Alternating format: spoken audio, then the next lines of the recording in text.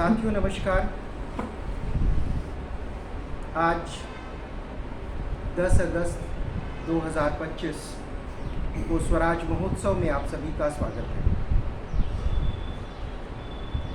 पिछले 11 वर्षों से लगातार स्वराज विद्यापीठ द्वारा 9 अगस्त से लेकर के 16 अगस्त तक स्वराज महोत्सव का आयोजन किया जाता है। 9 अगस्त जैसा कि हम सभी को पता है, हम सभी के प्रिय बापू ने एक आह्वान किया था 1942 में, अंग्रेज़ों भारत छोड़ो, करेंगे या मरेंगे का नारा दिया था और पूरा देश उनके साथ हो गया था। लोगों के साथ होने की शक्ति ही थी जिसने अंग्रेज़ों को विवश किया कि उन्हें भारत छोड़ करके जाना भी पड़ा। उसी के आधार पर कहा जा सकता है कि स्वराज विद्यापीठ ने भी ये कार्यक्रम शुरू किया और प्रत्येक वर्ष 9 अगस्त को हम सब एक नारा भी लगाते हैं, जहरीली कंपनियां भारत छोड़ो, जहरीली सोच भारत छोड़ो। और इसके साथ ही साथ इन जहरीली कंपनियों के द्वारा बनाए जाने वाले सामानों का होलिका दहन भी करते हैं। इस वर्ष 9 अगस्त का दिन हम सभी के लिए बहुत महत्वपूर्ण था और पूरे देश में रक्षाबंधन का पर्व मनाया जा रहा था। यह दिन हम सबके जीवन में महत्वपूर्ण है क्योंकि यह रक्षाबंधन का पर्व प्रेम का प्रतीक है, एक दूसरे से जुड़ने का प्रतीक है। और स्वराज विद्यापीठ ने तय किया कि इस वर्ष हम 9 अगस्त को वृक्ष रक्षाबंधन मनाते, जिसमें जो जहाँ भी है वो वहाँ पर रह कर के एक किसी वृक्ष को राखी बांधेगा और एक प्रण करेगा कि वो जीवन भर उस पेड़ का संरक्षण करेगा। शुरुआत में हमें भी लगा कि कुछ लोग होंगे जो इस तरीके से राखी बांधेंगे, लेकिन कल शाम तक मेरे पास हज़ारों की संख्या में फ़ोटो आई। अलग अलग विद्यार्थी, अलग अलग स्कूलों ने, गांव के बच्चों ने इस तरीके का प्रण किया और ये देख कर के लगता है कि हाँ, बहुत सारे तंत्र प्रकृति को नुकसान पहुंचा रहे हैं, लेकिन हमारी जो युवा पीढ़ी है, जो छात्र चेतना है, वह प्रकृति के साथ जुड़ी हुई है और वह प्रकृति के संरक्षण में लगातार कोशिश भी कर रही है। इसी क्रम में आज का दिन रविवारी गोष्ठी के रूप में भी हम सब ने तय किया कि जब पूरे विश्व में बाजारीकरण का बोलबाला हो तो हमें ये समझने की ज़रूरत है कि बाजारीकरण के युग में कैसी शिक्षा दी जाए।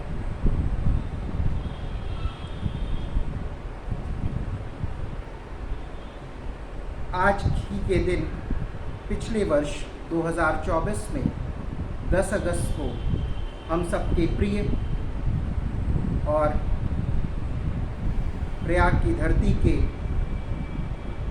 महान शिक्षाविद प्रोफेसर मानस मुकुल दास जी का स्वर्गवास भी। आज उनकी पुण्यतिथि है। शिक्षा के क्षेत्र में लगातार उन्होंने काम किया है। आज का यह संवाद कार्यक्रम उन्हीं को समर्पित है। वे लगातार हम सभी को स्वराज विद्यापीठ में भी आकर के, इलाहाबाद विश्वविद्यालय में या उसके बाहर भी, जहाँ कहीं भी मौका मिलता था, वो संवाद की बात किया करते थे। कहा करते थे कि संवादहीनता का माहौल व्याप्त हो गया है, और जब संवादहीनता का माहौल हो तो उसे तोड़ने की ज़रूरत है, क्योंकि समाज के निर्माण में संवाद ही महत्वपूर्ण भूमिका निभाता है।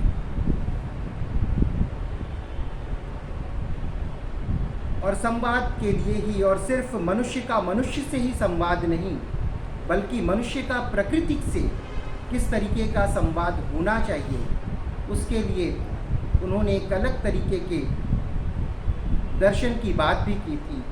और सिर्फ बात ही नहीं की थी, उस दिशा में एक प्रयोग किया था जिसको हम सब विश्वकुल के नाम से भी जानते हैं।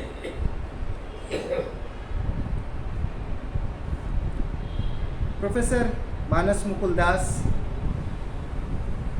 जिस विचार के समर्थक थे, उनके गुरु भी कहा जा सकता है एक अर्थों में, शिक्षा जगत के जिद्दू कृष्णमूर्ति जी के विचारों से वो बहुत ही ज़्यादा प्रभावित भी थे, और अक्सर उनकी वो बातें भी किया करते थे। वर्तमान शिक्षा प्रणाली को लेकर के जिद्दू कृष्णमूर्ति जी के भी कुछ विचार हैं। बहुत संक्षेप में कहना चाहूँगा कि कृष्णमूर्ति जी कहते हैं कि वर्तमान शिक्षा व्यक्ति को महत्वाकांक्षी बनाती है, जिससे उसके अंदर प्रतियोगिता की भावना पैदा होती है। यह प्रतियोगिता समाज के कमज़ोर वर्गों का शोषण करती है और अनेक बुराइयों को जन्म देती है। वर्तमान शिक्षा विभिन्न उपाधियों को प्राप्त करने के लिए ही प्रेरित करती है, जिसका मुख्य उद्देश्य मात्र व्यवसाय प्राप्त करना, ऊंची नौकरियां प्राप्त करना और सत्ता हथियाने के प्रयास करना है। वर्तमान शिक्षा भय पर आधारित है। जीवन के हर पक्ष पर भय की छाया रहती है, और भयभीत व्यक्ति में मेधा का अभाव होता है। इस तरीके के क्रांतिकारी विचार भारत की कोख से ही संभव है।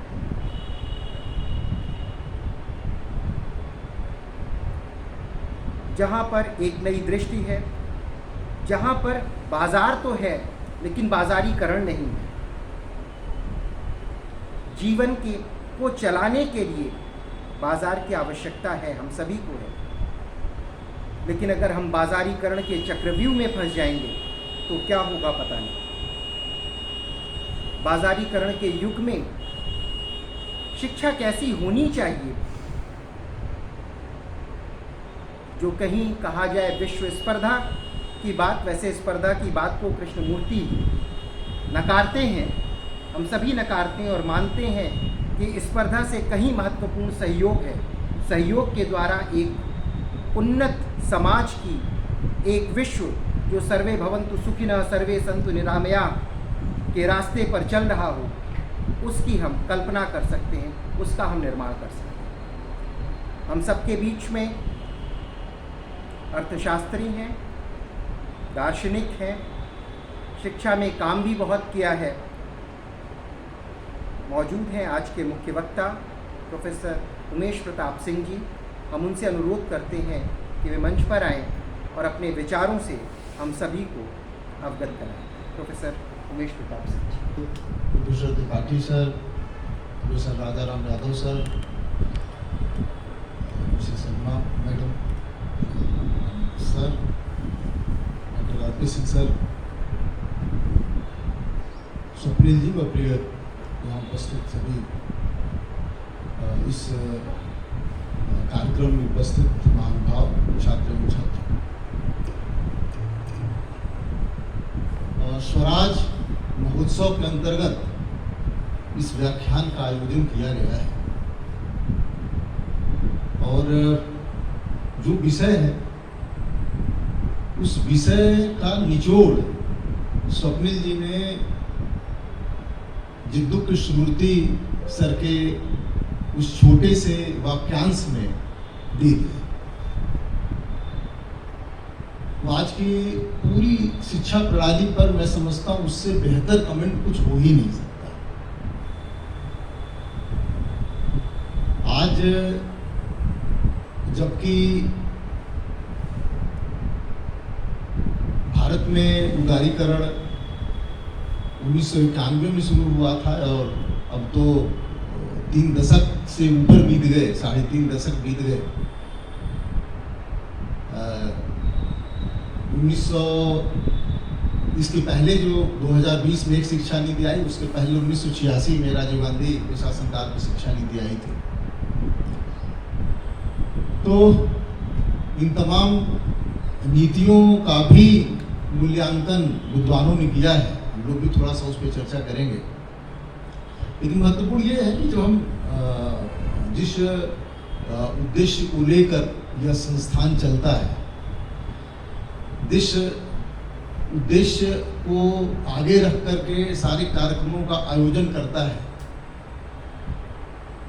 वो क्या हमारे समाज की सोच से कहीं दूर होता जा रहा है?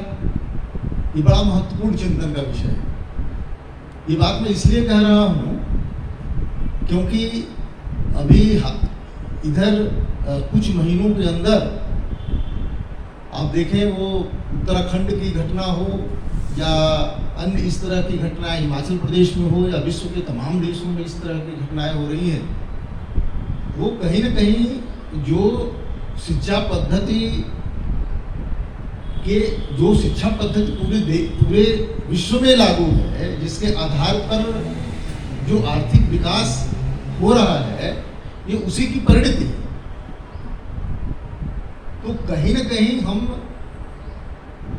जो शिक्षा हमारे पूर्वजों ने दी, जो संस्कार हमारे पूर्वजों ने दिए, जिस शिक्षा में हमें इस प्रकृति से जोड़ा गया, जिस शिक्षा में हमें इस पूरे समाज से जोड़ा गया, जिस शिक्षा में हमें ये बताया गया कि हम इस पूरे पर्यावरण के पारिस्थितिकी के इस पूरे पारिस्थितिकी के एक इकाई के रूप में ही हमारा अस्तित्व है। हम उन पत्थरों से अलग नहीं है, हम उन पेड़ों से अलग नहीं है, हम उस नदी से अलग नहीं है, हम उस पूरे पर्यावरण से अलग नहीं जिसमें हम रह रहे हैं। हम उसी की एक इकाई है। वो उसको नष्ट करने का मतलब हमारा खुद का अपने आप को नष्ट करना है। जो शिक्षा हमें दी गई, कहीं न कहीं हम उसकी बात करते हुए भी जाने अनजाने में उसे भूल रहे हैं, उसकी उपेक्षा कर रहे हैं। और इसके बावजूद उससे दूर होते जा रहे हैं। उस पर हमारा चिंतन कागजों में तो आ जा रहा है, लेकिन व्यवहार में कहीं न कहीं उससे दूर होते जा रहे हैं। पर्यावरणीय शिक्षा पिछले कुछ वर्षों से हमारे पाठ्यक्रम का अनिवार्य हिस्सा है, लेकिन वो सिर्फ सर्टिफिकेट लेने तक सीमित है। न तो संस्थाओं में पढ़ाया जाता है, उसकी ठीक से क्लासेस चलते हैं, न तो छात्र उसको पढ़ता है। जब कोई इस तरह की आपदा आती है तो उसकी चिंता जरूर कर ली जाती है, लेकिन वास्तव में जो जमीनी स्तर पर जो ज्ञान दिया जाना चाहिए, हमारे विद्यार्थी जिस रूप में शिक्षित होने चाहिए, जो उनके व्यवहार में परिलक्षित होना चाहिए, वो नहीं दिखता। तो 2 स्तरों पर हम लोग बात करेंगे। एक तो ये कि जो नीतियां हैं, जो हमारा पाठ्यक्रम है, और दूसरा उसका क्रियान्वयन। क्योंकि अभी नई शिक्षा नीति जो कि 2020 में आई है, और सरकार बड़े जोर शोर से उसे लागू कर रही है। थोड़ा सा मैं चूंकि इस संदर्भ में मैं देख रहा था, तो उस नई शिक्षा नीति को मैंने दोबारा पढ़ा। बीच में जब आई थी तो हम लोगों ने पूरा पढ़ा, क्योंकि कई इस तरह के जरूरतें पड़ी। लेकिन जब मैं कल उसको दोबारा पढ़ रहा था तो बहुत सारी ऐसी चीज़ें उसमें सम्मिलित की गई हैं जो कि बहुत अच्छी हैं और देखने में काफ़ी आकर्षक है, और निश्चित रूप से वो उस शिक्षा नीति को बेहतर बनाती है, अलग बनाती है। लेकिन जो क्रियान्वयन के लेवल पर, दूसरा जो मैं वही बात कर रहा था, दूसरा जो हम क्रियान्वयन के स्तर पर देखेंगे तो उसका क्रियान्वयन किस तरह का है, ये बड़ा महत्वपूर्ण है। भारत में शिक्षा कभी भी व्यवसाय नहीं रही। जब हम शिक्षा के व्यवसायीकरण की बात कर रहे हैं तो सीधा सीधा हमारा तात्पर्य है कि शिक्षा एक वस्तु है जिसे बेचा और खरीदा जा सकता है, शिक्षा से लाभ कमाया जा सकता है, लेकिन कभी भी भारतवर्ष में शिक्षा को एक वस्तु के रूप में नहीं देखा गया, वो व्यवसाय की विषय वस्तु नहीं रही। शिक्षक कभी अपने शिक्षक को एक प्रोडक्ट के रूप में नहीं देखता रहा। जो शिक्षालय है उसका जो प्रबंधन तंत्र रहा वो उसको एक कंपनी के रूप में नहीं देखता रहा। शिक्षा व्यक्तित्व निर्माण के साथ साथ समाज और राष्ट्र की अपेक्षाओं को पूरा करने, समाज और राष्ट्र के निर्माण के लिए एक समग्र संपूर्ण व्यक्तित्व तैयार करने का एक माध्यम थी। 600-700 ईसा पूर्व, वो तक्षशिला हो, नालंदा हो, विक्रमशिला हो, काशी हो, भारत की शिक्षा ने जिस तरह के शिक्षार्थियों का निर्माण किया, यहाँ के शिक्षकों ने जिस तरह की शिक्षा दी, उसने एक बड़ा ही सशक्त और उन्नत समाज और राष्ट्र का निर्माण किया। और वही समाज और राष्ट्र जिसे हम कहते हैं कि भारत एक समय सोने की चिड़िया था, वह सोने की चिड़िया वो तभी बन पाया जबकि हम ऐसे समर्थ विद्यार्थियों का निर्माण कर पाए। वो सिर्फ समाज में उत्पादक के रूप में नहीं थे, वो पूरे समाज के निर्माणकर्ता के रूप में, जिसने अपने समय के समाज और राष्ट्र का निर्माण किया। लेकिन अंग्रेजों के समय में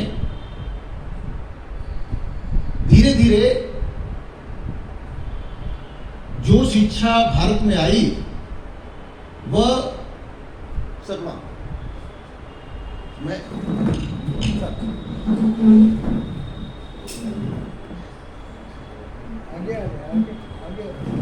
प्रोफेसर जीसी त्रिपाठी सर का मैं छात्र रहा हूं सर।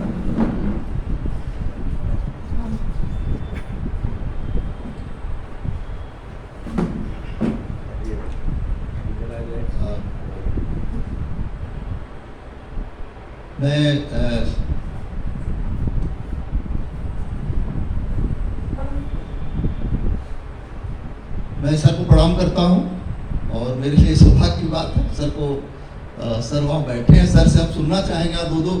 2-3 वाइस चांसलर्स बैठे हुए हैं और निश्चित रूप से इस विषय पर हम लोग मैं आपकी टिप्पणियाँ सुनना चाहूँगा। अपनी बात मैं जल्दी ही पूरा करूँगा। तो अंग्रेजों के समय में जो शिक्षा भारतवर्ष में परोसी गई, उसमें ऐसे छात्रों का निर्माण करना था, ऐसे उत्पाद तैयार करना था छात्रों के रूप में जो कि उनके शासन के अनुरूप, जिसको कहा गया कि मैकाले ऐसा शिक्षा पद्धति ले आया जिससे कि बाबू तैयार होंगे, और उन बाबुओं को तैयार करने वाली शिक्षा पद्धति स्वतंत्रता के बाद में भी चलती रही। कोठारी कमीशन ने बड़ी महत्वपूर्ण सिफारिशें की भारत के पूरे शिक्षा परिक्षेत्र में बदलाव के लिए। मैं विस्तार से उन सारे बिंदुओं पर नहीं जाऊंगा क्योंकि हम सिर्फ व्यवसायीकरण की बात कर रहे हैं शिक्षा के, और हम आधुनिक जो वर्तमान शिक्षा नीति है उसके परिप्रेक्ष्य में मैं कुछ बातें करना चाहूंगा। लेकिन कोठारी कमीशन ने शिक्षा को समाज और राष्ट्र के निर्माण का माध्यम माना। कोठारी कमीशन ने शिक्षा के माध्यम से सामाजिक विषमता को दूर करने की बात कही, और कोठारी कमीशन ने इस संदर्भ में एक महत्वपूर्ण सिफारिश की थी कि सरकारों को, राज्यों को शिक्षा प्रदान करने के लिए आगे आना चाहिए और कम से कम अपने सकल घरेलू उत्पाद का वे 6% शिक्षा पर व्यय करें। लेकिन आज तक राज्यों ने, सरकार ने उस लक्ष्य को पूरा नहीं किया।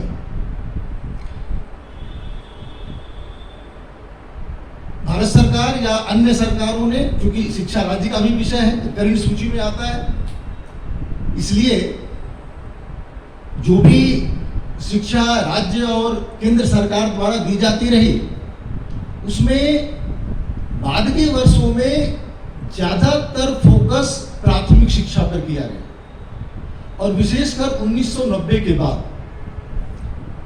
मैं बात इसलिए कह रहा हूं क्योंकि कोठारी कमीशन जब उच्च शिक्षा की बात करता है तो उच्च शिक्षा को वो पूरे समाज के निर्माण में और आर्थिक विकास की दृष्टि से भी महत्वपूर्ण मानता है।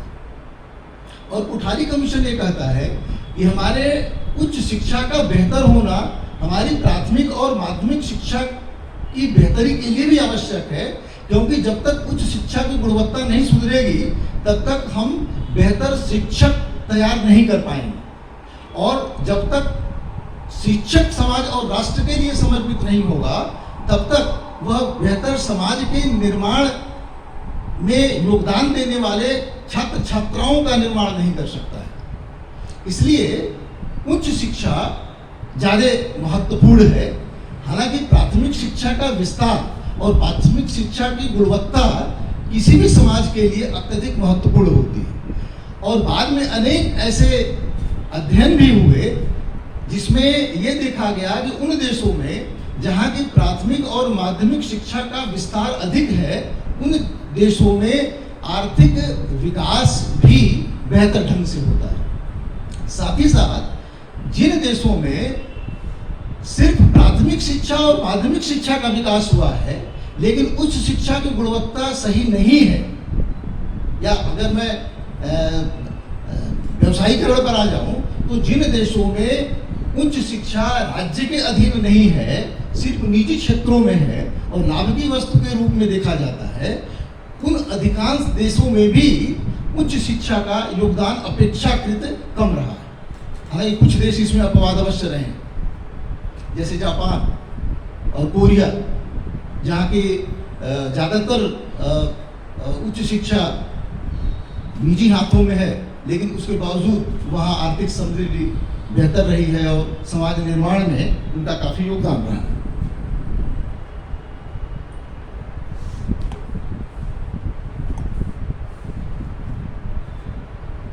मैं 1991 के बाद, क्योंकि 1991 के बाद मैं इसलिए कह रहा हूँ क्योंकि 1991 से पहले, जबकि नई आर्थिक नीति 1991 में शुरू की गई थी, जिसमें पूरी अर्थव्यवस्था का उदारीकरण किया गया, जिसमें जो भी कीमतों पर, उत्पादन पर, निवेश पर जो प्रतिबंध लगे थे सरकार के, उन प्रतिबंधों में धीरे धीरे ढील दी गई और अंततः उसे हटाने की बात की गई। जो आंतरिक अर्थव्यवस्था में किया गया उसे उदारीकरण कहा गया, अगर जो बाह्य स्तर पर किया गया उसी को हम भूमंडलीकरण कहते हैं, जिसमें हम देश की अर्थव्यवस्था को विश्व की शेष अर्थव्यवस्थाओं से जोड़ने की बात करते हैं।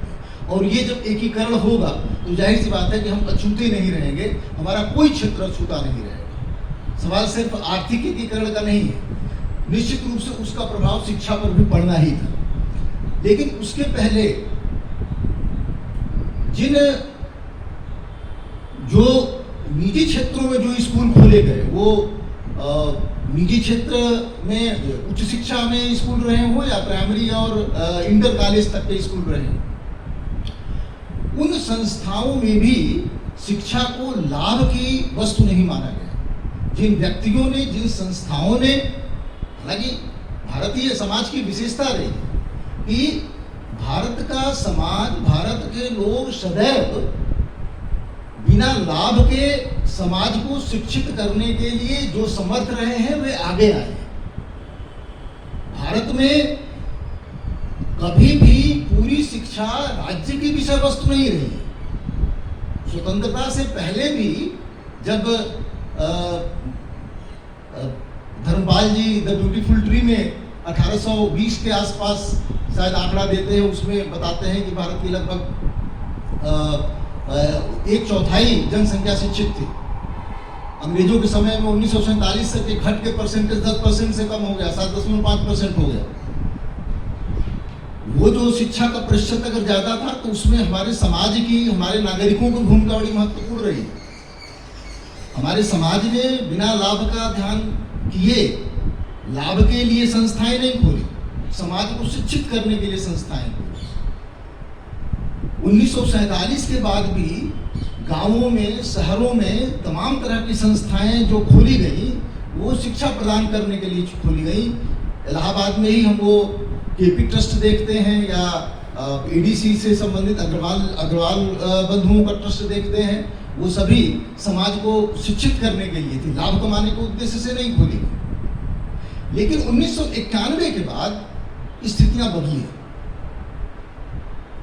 और आप देखेंगे, मैं एक क्रम देख रहा था और उस क्रम को मैंने नोट किया कि 1990 में थाईलैंड में एक सम्मेलन हुआ, सबके लिए शिक्षा विश्व सम्मेलन, और इसमें ये कहा गया कि माध्यमिक और उच्च शिक्षा से जब तक सरकारें पूरी तरह से ध्यान नहीं हटाएंगी तब तक प्राथमिक शिक्षा को बढ़ावा नहीं दिया जा सकता। और विश्व बैंक की परियोजना के तहत देश में प्राथमिक, और सिर्फ भारत में नहीं, तमाम विकासशील देशों में प्राथमिक शिक्षा को बढ़ावा देने का कार्य किया गया। फिर 1994 में उच्च शिक्षा पर विश्व बैंक का एक पत्र आया जिसमें यह कहा गया कि उच्च शिक्षा पर व्यय को कम किया जाए और गैर सरकारी स्रोतों से संसाधन उच्च शिक्षण संस्थाएं इकट्ठा करें। ये एक प्रयास था कि उच्च शिक्षा प्राप्त करने वाले छात्रों से अधिक फीस वसूली जाए और संसाधन स्वयं उगाही करें ये संस्था। 1998 में एक यूनेस्को का सम्मेलन हुआ, फिर 2000 में और 2002 में। 2002 में ज्ञान बैंक पर विश्व बैंक की रिपोर्ट आई थी और 2000 में एक विश्व बैंक और यूनेस्को की एक टास्क फोर्स थी जिसमें उच्च शिक्षा पर ध्यान देने की बात कही गई थी, लेकिन भारतवर्ष में इस पर ध्यान नहीं दिया गया। जो थाईलैंड में जो सम्मेलन हुआ था उसके बाद जो विश्व बैंक का लेटर था उसके अनुसार भारत में ये प्रक्रिया शुरू कर दी गई थी कि किस तरह से संसाधन इकट्ठा किए जाए। और 1991 में जो उदारीकरण और निजीकरण की नीति थी उसी के तहत ये बात कही गई, ये मेंशन किया गया, सरकार द्वारा कई जगहों पर ये उल्लेखित किया गया है कि निजी क्षेत्र को बढ़ावा दिया जाएगा।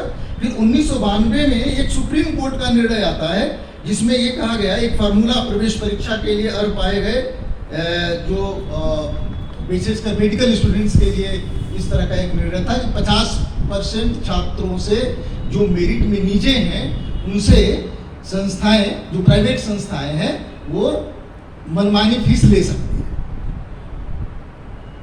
1993 में यूजीसी की एक कमेटी बनी, पुनैया कमेटी, जिसने केंद्रीय विश्वविद्यालयों के लिए किस तरह से रिसोर्स मोबिलाइजेशन किया जाए इस पर इसने अपनी रिपोर्ट दी।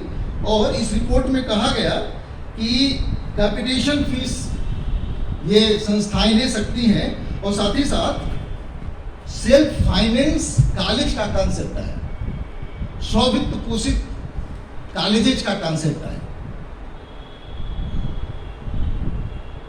1994 में डॉक्टर स्वामीनाथन कमेटी ने टेक्निकल एजुकेशन पर एक कमेटी गठित की गई थी, डी स्वामीनाथन कमेटी गठित की गई थी और उसने शिक्षा को लेकर के, विशेषकर उच्च शिक्षा को लेकर कुछ महत्वपूर्ण जो सिफारिशें की थी और उसमें एक सिफारिश ये भी थी कि फीस को बढ़ाया जाए और साथ ही साथ स्व वित्त पोषित कार्यक्रमों को बढ़ावा दिया जाए।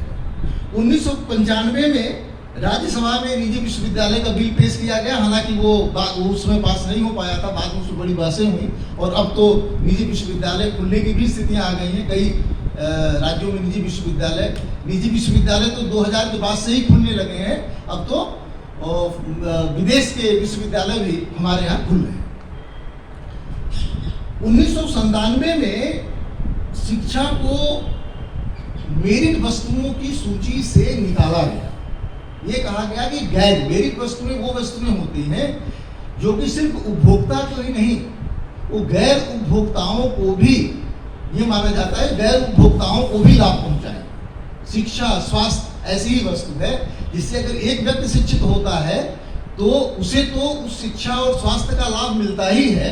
वो जिस समाज में रहता है, जिस परिवार का है, उससे वो पूरा परिवार और समाज लाभान्वित होता है। ऐसी मेरिट वस्तुओं पर, जिसको मैं कई जगह इसका अनुवाद मैं देख रहा था तो जनोपयोगी वस्तुएं आता है। ऐसी जनोपयोगी वस्तुओं पे सब्सिडी देने के बाद आधुनिक अर्थशास्त्री भी स्वीकार करते हैं।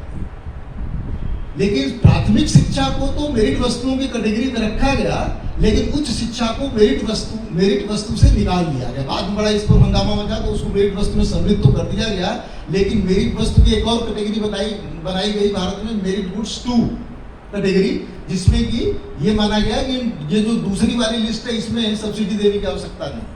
मतलब जो उच्च शिक्षा ग्रहण करना चाह रहा है वो स्वयं फीस दे और शिक्षा को ग्रहण करे। फिर 2000 में बिरला अंबानी की रिपोर्ट आई, प्रधानमंत्री की एक टास्क फोर्स बनी जिसमें बिरला अंबानी की रिपोर्ट में उस शिक्षा के निजीकरण की बात की गई।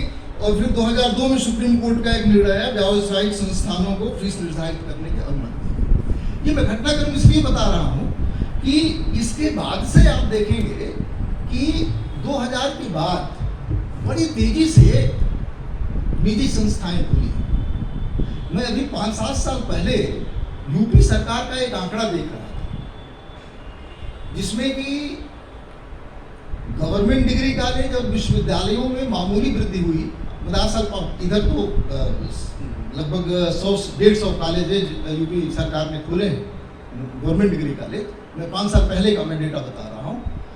और जो निजी कॉलेजेस खुले हैं, आपको जान करके आश्चर्य होगा कि 2000 में जहाँ 1-2 ऐसे कॉलेजेस थे जो non aided college, aided colleges की बात नहीं मैं कर रहा हूँ, जो नॉन एडेड कॉलेजेस हैं उनकी संख्या कई हजार बढ़ गई सिर्फ 15-20 सालों में, कई हजार। अभी मैं जो डेटा देख रहा था, इन 20 वर्षों में ये डेटा मैंने लिया है भारत सरकार के वेबसाइट से, यूजीसी बता रहा है कि 460 स्टेट यूनिवर्सिटीज है। हालांकि जो मंत्रालय की वेबसाइट पे थी उस पर 318 स्टेट यूनिवर्सिटीज थी। इसमें कुछ स्टेट यूनिवर्सिटी यूजीसी के जो 460 दिया उसमें ऐसी हैं जो संभवतः यूजीसी के नाम्स को फॉलो नहीं कर रहे।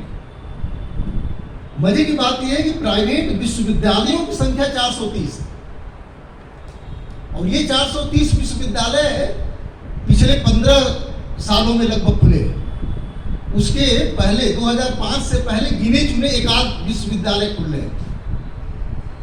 बाद में बीच में अभी 10 साल पहले एक रिपोर्ट आई थी कि छत्तीसगढ़ में एक कमरे में खुलने वाले विश्वविद्यालयों की संख्या 100 से अधिक, एक कमरे उनका बोर्ड लगा है और 100 से अधिक विश्वविद्यालय छत्तीसगढ़ में खुले। हालांकि वो यूजीसी द्वारा मान्यता प्राप्त नहीं थे, वो उस कैटेगरी में नहीं आते जिस कैटेगरी में मान्यता प्राप्त संस्थान है। ऐसे डीम्ड संस्थानों की संख्या लगभग 130 है। केंद्रीय विश्वविद्यालय लगभग 50 है। ये जो 1991 के बाद ये जो शिक्षा का व्यवसायीकरण बढ़ा है, इस व्यवसायीकरण में जो पाठ्यक्रम तैयार हो रहा है वो बाजार की मांग के अनुरूप है। जाहिर सी बात है कि जो बाजार की जरूरत है उसके अनुरूप पाठ्यक्रम तैयार नहीं करेंगे तो बाजार उन ग्रेजुएट्स को, उन तकनीक प्रशिक्षितों को या जो अन्य इस तरह के स्नातक बच्चे हैं उनको वो नहीं लेंगे। इसलिए पूरे पाठ्यक्रम की संरचना बाजार के अनुरूप हो रही है। ये जो छात्र तैयार हो रहे हैं वो बाजार के अनुरूप तैयार हो रहे हैं, और ये संस्थान मनमानी फीस वसूल कर रहे हैं। न तो पाठ्यक्रमों के निर्माण पर सरकार का नियंत्रण है, न तो फीस पर सरकार का नियंत्रण है, और ये जो भी संस्थान है वो सामाजिक विषमता को बढ़ा रहे हैं। अभी हमारे एक मित्र हैं, उनके बेटे ने एक संस्थान में प्रवेश लिया है, इंजीनियरिंग कॉलेज। उसकी एनुअल फीस है 2 सेमेस्टर की लगभग 4-4.5 लाख रुपए, और हॉस्टल और मेस की फीस है 2.5 लाख रुपए। पूरा हॉस्टल सेंट्रल एसी लगा हुआ है, अटैच लैट्रिन बाथरूम है, जो मेस चलती है उसमें 3 तरह के भोजन मिलते हैं, वेज, नॉन वेज और जैन।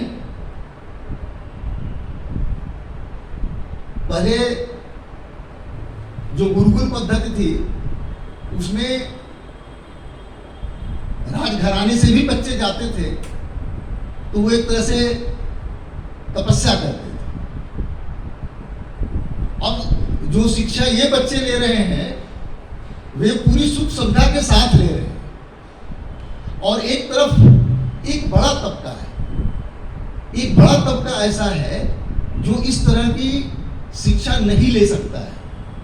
वो न तो उन संस्थानों में प्रवेश के लिए आवश्यक संसाधनों को जुटा पाता है, न तो उस उत्कृष्ट अगर हम बड़े संस्थानों की बात करें तो इस तरह के जो संस्थान हैं जिनकी गुणवत्ता बेहतर है वो 8 से 9% है। 90% संस्थान ऐसे हैं जिनकी गुणवत्ता बड़े निचले दर्जे की है। वे जो ग्रेजुएट्स तैयार कर रहे हैं, जिन छात्रों को तैयार कर रहे हैं, वे बाजार की जरूरतों के अनुरूप भी नहीं है, उनकी गुणवत्ता ऐसी नहीं है। इसीलिए एक बाजार में भी एक कॉन्ट्रडिक्शन है कि एक तरफ बेरोजगार है, दूसरी तरफ बाजार के जरूरतों के अनुसार उन्हें प्रशिक्षित लोग नहीं मिल रहे हैं। ये कॉन्ट्रडिक्शन क्यों है? ये कॉन्ट्रडिक्शन इसलिए है क्योंकि राज्य को आगे आकर शिक्षा की गुणवत्ता के लिए जो प्रयास करने चाहिए थी, राज्य ने उसकी गुणवत्ता की बेहतरी के लिए वो प्रयास नहीं किए। नई शिक्षा नीति में प्राथमिक शिक्षा और माध्यमिक शिक्षा को लेकर के जो परिवर्तन किए गए हैं वे निश्चित रूप से सराहनीय हैं। जो 5+3+3+4 का दृष्टिकोण है वो निश्चित रूप से सराहनीय है। एक और उसका सराहनीय पहलू है और वो है इंडियन नॉलेज सिस्टम को उसमें जोड़ना, स्किल डेवलपमेंट को जोड़ना, वैल्यू एजुकेशन को जोड़ना। लेकिन इस पूरी शिक्षा प्रणाली को, इस पूरी शिक्षा नीति को लागू करने के लिए जिस तरह के आधारिक संरचना की जरूरत है, जिस तरह के संसाधनों की जरूरत है, जिस तरह के प्रशिक्षित लोगों की जरूरत है, वे हमारे पास उपलब्ध नहीं है। इसके बावजूद हालांकि मैं इस संदर्भ में मैं कल जब अध्ययन कर रहा था तो मैंने देखा कि एनसीईआरटी ने प्राथमिक स्तर पर नई शिक्षा नीति को लागू करने के लिए काफी बेहतर कार्य किए हैं। वो पाठ्यक्रमों का निर्माण हो या उससे संबंधित विभिन्न कार्यक्रमों का निर्माण हो और उसके क्रियान्वयन की दृष्टि से भी एनसीईआरटी और संबंधित संस्थाओं ने बेहतर कार्य किया है। दिक्कत क्या है? दिक्कत ये है कि अभी भी अब प्राथमिक स्तर पर पूरे देश में जो शिक्षा में विषमता है उसको दूर करने का प्रयास नहीं कर रहे हैं। अभी भी जो प्राथमिक शिक्षा निजी हाथों में है वो हर साल पाठ्यक्रम परिवर्तित कर देती है, हर साल ड्रेस पर, कुछ संस्थाओं में ड्रेस तक परिवर्तित कर दिया जाता है। अभिभावक लूट रहे हैं।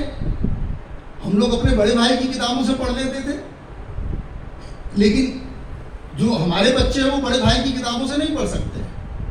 उनके लिए हजारों की किताबें खरीदनी है। ग्रेजुएशन लेवल पर किताबें कम दाम में मिलती हैं, उस पर दुकानदार छूट भी दे देते हैं, लेकिन यहाँ दुकानदारों से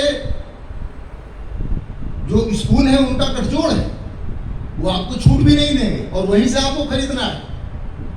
वो थोड़ा थोड़ा बदलाव करके अभिभावक को बाध्य करते हैं कि वो वहाँ जा करके ड्रेस खरीदें, वहाँ जा करके किताबें खरीदें। ये तमाम तरह के खर्चे हैं जो कि अभिभावकों को अनावश्यक वहन करना पड़ता है। उसके बाद फिर उनकी पढ़ाई का स्तर भी ये नहीं है कि वो बिना कोचिंग के आगे की संस्थाओं में प्रवेश के लिए तैयारी कर पाए। ये पूरा जो दुष्चक्र है, गांवों में जिन स्कूलों से हम लोग पढ़ करके आए हैं, मेरे पिताजी प्राइमरी स्कूल में टीचर थे, 10 बजे पहुंच जाते थे, 4 बजे आते थे, तमाम व्यस्तताओं के बावजूद। कभी भी मैंने नहीं देखा कि वो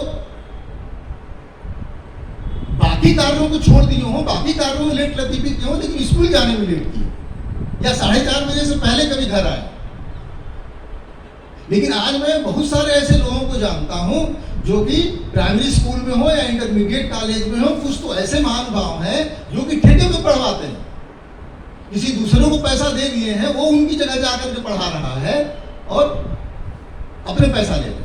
ये जो पूरी गिरावट आई है, ये गिरावट क्यों आई है? सरकारी स्कूलों में, ग्रामीण क्षेत्रों में इंग्लिश मीडियम स्कूल खुल गए हैं और वे इंग्लिश मीडियम स्कूलों की गुणवत्ता उन सरकारी स्कूलों की गुणवत्ता से भी घटिया है, लेकिन फिर भी हम उन स्कूलों में अपने बच्चों को भेजते हैं।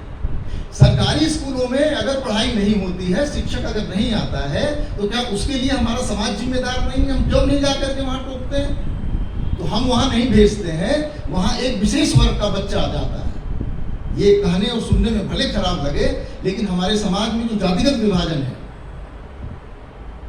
ये इसका विद्रूप रूप देखने में आता है। गाँव में शिक्षा में भी देखने को मिलता है। हम लोगों के समय ऐसा नहीं था। हम लोगों के समय हर जाति का विद्यार्थी अगर गदहिया गोल में बैठता तो एक साथ बैठता था, 5th तक एक साथ में बैठता था और उसी भाव से शिक्षक पढ़ाता था। सबसे पहले तो उमेश जी का अनेक धन्यवाद अपने विचार रखने के लिए, जो बहुत महत्वपूर्ण है। मैं समय क्योंकि अधिक हो गया है, इसलिए मैं बहुत अधिक नहीं बोलूँगा। 2 बातें मैं आपसे जो है बहुत जल्दी करना चाहता हूँ। अगर हम आज जो हमारा तंत्र है उसमें सुधार की बात करेंगे, बहुत सारे सुझाव यहाँ पर आए, तो जिस विषय पर हम लोग बात कर रहे थे, बाजारीकरण शिक्षा का, वो चलता रहेगा, वो और ज़्यादा पैना हो जाएगा, ऐसा मुझे लगता है। आज का ये भाषण जो था वो प्रोफेसर मानस मुकुल दास के स्मृति में था, और जैसा स्वप्निल बता रहे थे, जहाँ से मैंने शुरू किया, अगर आप कृष्णमूर्ति के विचार जानना चाहेंगे शिक्षा के, तो वहाँ पर यही आप पाएंगे। इस शिक्षा को, जो आज की शिक्षा है जो हो रही है, उस शिक्षा में किताब से व्यक्ति सीखता है, उससे सीखना जो है, उसे सीखना कहा जाना चाहिए, इस पर शायद प्रश्न चलने लगता है। एक महत्वपूर्ण बात जो कि उमेश जी कर रहे थे, उस तरफ मैं आपका ध्यान आकर्षित करना चाहता हूँ। वो बात ये है कि शिक्षा और विकास, ये दोनों जुड़े हुए हैं। शिक्षा जैसी होगी, विकास का मॉडल जो है वैसा ही होगा या विकास का मॉडल जैसा होगा वैसे ही शिक्षा होगी। आज का जो शिक्षा है वो जिस बाजारीकरण की तरफ हम लोग आपका ध्यान आकर्षित कर रहे हैं वो इसी कारण है, जिसकी तरफ जो है स्वप्न बात कर रहे थे कि वो मैकॉले की शिक्षा है। उस मैकॉले की शिक्षा के द्वारा हम लोगों को तैयार करते हैं जिससे कि वो जो है संगठन के जो विभिन्न पद हैं उनको भर सके। और इसीलिए जो ये शिक्षा है उसके माध्यम से क्या है, उसके केंद्र में क्या है कि हाँ आप कुछ पैसा कमा सकेंगे, आप पद प्राप्त कर सकेंगे, कुछ आप लोगों को नियंत्रित कर सकेंगे, बता सकेंगे क्या करना है क्या नहीं करना है। पावर, मनी, स्टेटस, जिसकी तरफ असमानता की तरफ जब आप ध्यान आकर्षित कर रहे थे, वो सारा का सारा जो है इससे जुड़ा हुआ है। जो बात यहाँ पर बाजारीकरण के साथ आती है वो शिक्षा के दर्शन की आती है। शिक्षा का दर्शन क्या होना चाहिए जिसके आधार पर हमारे मन बनेंगे, क्योंकि वही मन जो है हमारे नए समाज बनाते हैं। हमारा जो आज का समाज बना हुआ है इसका कोई भविष्य नहीं। मैं कहता हूँ यहाँ पर, मैंने कहा है और मैं आज फिर दोहराना चाहता हूँ, अगर विकास का जो मॉडल आज चल रहा है यही चलता रहा तो इस ग्रीन प्लेनेट जिसे पृथ्वी हम कहते हैं, इसका भविष्य अधिक से अधिक 200 वर्ष है, इससे अधिक नहीं। अभी थोड़े दिन पहले हम लोगों ने यहाँ पर चर्चा की थी कि धराली का पूरा गांव जो है वो बह गया। ऋषिकेश के पास आपने सुना होगा। क्यों बहा? क्योंकि हमने वहाँ पेड़ काट डाले थे। हम हिमालय को लगातार वनों को काटते चले जा रहे हैं, पेड़ को काटते चले जा रहे हैं और अब हिमालय भी समाप्त होता चला जा रहा है। हम वो केवल वही नहीं कर रहे हैं, हम जगह जगह कर रहे हैं। चलिए इलाहाबाद की बात कर लेते हैं।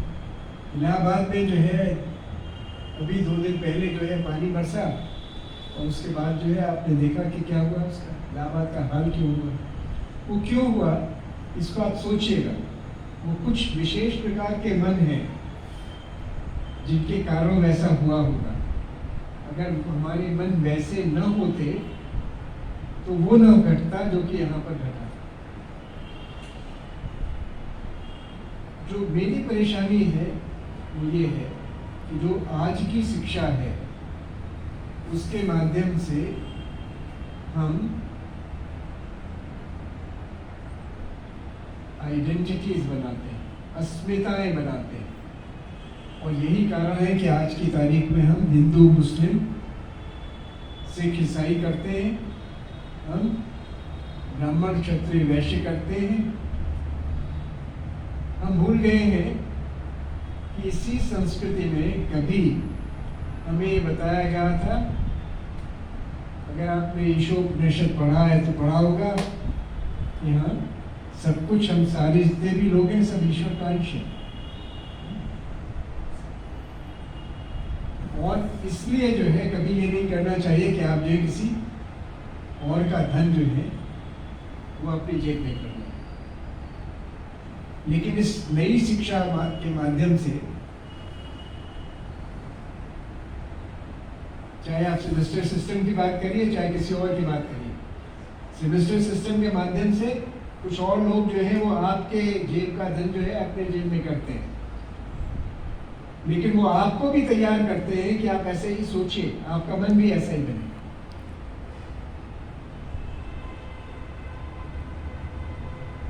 ये नहीं हो सकता है जैसा कि गीता में कहा गया था, जन्मना जायते शूद्र। हर व्यक्ति जो है एक सा ही पैदा होता है, हम सब मानव ही पैदा होते हैं। गुण अलग अलग हो सकते हैं, गुणों के अनुसार जो है हम अपना ग्रो कर सकते हैं, हमारा विकास हो सकता है। शिक्षा जो है आपको प्रस्फुटित करे वो आवश्यक है, आपके गुण जो है प्रस्फुटित हो वो आवश्यक है और वो शिक्षा को वो करना चाहिए, लेकिन शिक्षा के माध्यम से आप जो है नई आइडेंटिटीज और नई अस्मिताएं बनाएं, और चाहे वो राष्ट्र की अस्मिता हो। क्षमा करिएगा मुझे कहने के लिए, क्योंकि हो सकता है कोई मुझे कहे कि मैं राष्ट्र प्रेमी नहीं हूँ। राष्ट्र की अस्मिता ने जितना नुकसान किया है उतना शायद दूसरी किसी अस्मिता ने नहीं किया होगा, क्योंकि वो हम आजकल देख रहे हैं। ट्रम्प महोदय के रोज कुछ नए नए जो टैरिफ आ रहे हैं, उसका आधार जो है वो ये है कि make in America great again, मागा, उसी के आधार पर वो हो रहा है। हालांकि उसमें अमेरिका ही ग्रेट होगा ऐसा नहीं है, उसमें हो सकता है 2, 4, 10 नए ट्रम्प टावर भी बन जाए, क्योंकि उनके तो जगह जगह ट्रम्प टावर बन रहे हैं। शायद आपको पता होगा एक ट्रम्प टावर जो है गुड़गांव में बन रहा है, जिसका कि शायद एक फ्लैट जो है वो 16 करोड़ का है। तो इस बात को शायद सोचने की ज़रूरत है कि किस तरीके से जो है ये आइडेंटिटीज़ वाला जो खेल चल रहा है इसको समाप्त किया जा सकता है, क्योंकि अगर आइडेंटिटीज़ का खेल तभी समाप्त होगा जबकि हम गले लगना सीखेंगे, तभी जो है वसुधैव कुटुंबकम होगा, और तब हमारी ये शिकायत नहीं होगी कि नहीं वो गलत है हम सही।